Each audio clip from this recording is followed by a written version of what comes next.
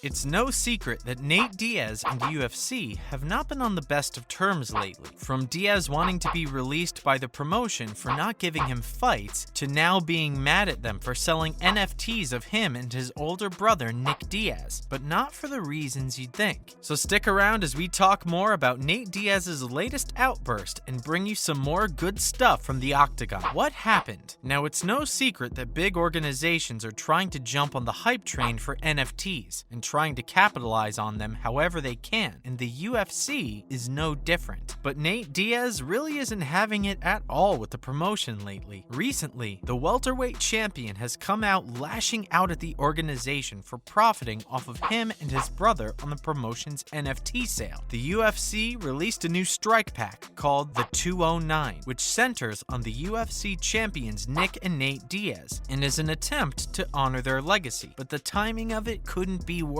Nate wasn't impressed. The pack went on sale on April 20th, or 420, a pretty symbolic number and day for the marijuana community. And the irony of it wasn't lost at all on the younger Diaz, Nate. The welterweight champion went to his Twitter and made his disgust for the promotion pretty clear. In the tweet, he said that it was precisely because of stuff like this that he needed to get out of the sorry-ass UFC. He went on to call out the UFC's hypocrisy for suspending Nick for 5 years for marijuana use and fining him for using a vape pen. He ended the tweet by saying that he hopes nobody buys this stuff. Well, it would kill Nick to find out that all 2,500 units sold out in just 10 minutes. Stockton brothers' previous drug run-ins. Now, Nate's recent outburst doesn't just come out of nowhere, especially over the whole marijuana issue. Both brothers have been pretty big promoters of the green stuff and have had their careers on the chopping block multiple times because of it, as Nate already mentioned. But the thing is that the champion might have some hazy memories of what actually happened in these events. Let's talk first about his brother's 5-year suspension, which he mentioned in his tweet. Not that long ago, back in UFC 183, Nick Diaz got fined $165,000 and faced a 5-year suspension for testing positive for marijuana metabolites in his system. After some public outcry and settlement negotiations, the sentence was reduced down to 18 months and $100,000, of which Nick still owed $75,000, but not to the UFC. It wasn't the UFC that sanctioned Nate's brother. It was actually the Nevada Athletic Commission that fined him and refused to issue a cornerman license to the older Diaz for UFC 202. So Nick's anger is pretty misplaced if you ask us. Now onto his fine for the use of a vape pen that he also blamed the UFC for. Again, the welterweight's anger is misdirected. After his defeat in the bout against Conor McGregor at the giant pay-per-view event, the Mexican, during the post-fight presser, started vaping. What exactly was he vaping? CBD oil, a chemical found in marijuana plants. Like we said, these brothers really like the green stuff. This time, the younger brother landed in trouble, or so he thinks. Again, it wasn't the UFC that sanctioned or punished him for the offense. This time, it was the promotion's anti-doping partner, the US Anti-Doping Agency, that got involved. But even that didn't lead to the champion getting fined. The furthest the agency went was issuing Nate a warning for what he did after concluding its investigation. On top of that, the agency later decided to change its policies to basically eliminate marijuana and its use as a punishable offense, and even the NAC, which regulated his bout with Conor, didn't punish him. So what fine is Nate actually talking about? We have no clue. If we're being honest, Nate's rage fit really doesn't make any sense. Despite his issues with the promotion, he still has a contract with them, and it's not that the UFC isn't giving athletes their fair share of the money made from these NFTs. In fact, from what we've heard, the profits are being evenly split 50-50 between the UFC and the fighters. So it really doesn't make any sense why Nate would be so aggressively against these strike packs. Let's hope we get some more info about it soon. Other news: Masvidal versus Jake Paul. Everyone wants a piece of Jake Paul. Everyone. The most recent to show his interest in fighting the 5-0 star YouTuber is Jorge Masvidal. Masvidal's been on Paul's radar for a while now, with the YouTuber calling Gamebred out multiple times on social media for a boxing match, taking shots at him in his newly released diss track, and even after his alleged assault on Colby Covington. So the two men do have some kind of score to settle, but what's in it for Masvidal? Gamebred recently went on Logan Paul's podcast called Impulsive, where he talked about a potential matchup with the problem child. For Jorge, it's all about that cash, he says on the podcast. adding that if the fight might make him a ton of money, he'd do it no problem. Why? Well, Jorge's pretty confident about his chances against the boxer, saying that Jake is still a rookie compared to him. Not in boxing, but talking about combat sports overall. Gamebred feels that even though he doesn't have much boxing experience, it's still a form of contact sport, and that's where he beats Jake Paul with his experience. So fair to say that Gamebred really doesn't mind stepping into the ring with the 5-0 boxer. It all depends on what he's offered. He did have some praise for his challenger, saying that he went to his last fight and saw that he's really improved. Masvidal talked about how Paul showed a lot of composure and spirit even after taking a few knocks against Woodley and kept coming back at him, but he immediately backhanded that by saying it would be a completely different fight against him, talking about how good he is with both hands and not having to worry about much else. It would be a big step up for Jake if he goes through with it, so honestly, this would be a pretty fun fight to watch. Don't fight Usman. The notorious Mr. McGregor is looking to make a comeback to the UFC later this year, and he's already shooting for gold. The Irishman has been out of the fighting ring for months now, suffering from a brutal leg injury in his TKO loss against Dustin Poirier in UFC 246. But even with that, staying true to his brand, Conor is immediately gunning for a fight at 170 pounds against the welterweight champion Kamaru Usman, and Joe Rogan thinks it's a bad idea. Joe Rogan, the popular podcast host and UFC commentator, said on a recent episode of Hot Boxing with Mike Tyson that he thought that right now, for Conor to have the most chance at the success he needs, to go up against someone a tier below championship level, someone who he can win against, with the fight still being a challenge for the Irishman. He really isn't in favor of Conor fighting against the Nigerian nightmare right away. On the podcast, he further talked about how boxers have a tune-up fight after coming back from a long break. He thought that it was really smart that boxers use tune-up fights to iron out kinks from their techniques, especially after hiatuses and losses, and he thought that Conor should do the same. He did make it clear that Conor should do whatever he thinks is right. If he wants to go take a shot at being a 3-division title holder and make a bunch of money, then he should go for it, but reiterated that if he was his manager, he would want him to do whatever prolongs his career as a fighter. So, do you guys think Conor's making a mistake by asking for an Usman fight? Aljamain Sterling responds to Cejudo. Henry Triple C Cejudo is on track to make a comeback into the UFC. The bantamweight champion retired from pro MMA competition back in 2020 after defending his title against Dominic Cruz in a second-round TKO, saying that he would consider a return at the right price, and it seems like that time has arrived. Cejudo recently posted that he was going to re-enter the USADA testing pool, with the first guy in his line of fire being the featherweight champion Alex Volkanovski, also taking shots at the bantamweight champion Aljamain Sterling and the number 2 contender TJ, saying he's coming to take his title back from them. In a more recent post, he tweeted he referred to the bantamweights as tomato cans and directly called out the champion for a fight, and Sterling responded in the best way possible, with laughter reacts. The Funkmaster, in a later tweet, did flat out say that if Triple C was really serious about coming back for that title, then he would be glad to knock one of those C's from his name. We don't know about you guys, but we sure hope that we get a matchup between these two soon. That's a wrap for this video. So what do you guys have to say about Nate's outburst? Let us know in the comments below. If you liked what you see, please leave a thumbs up and subscribe so you never miss a video. See you in the next one. Bye guys.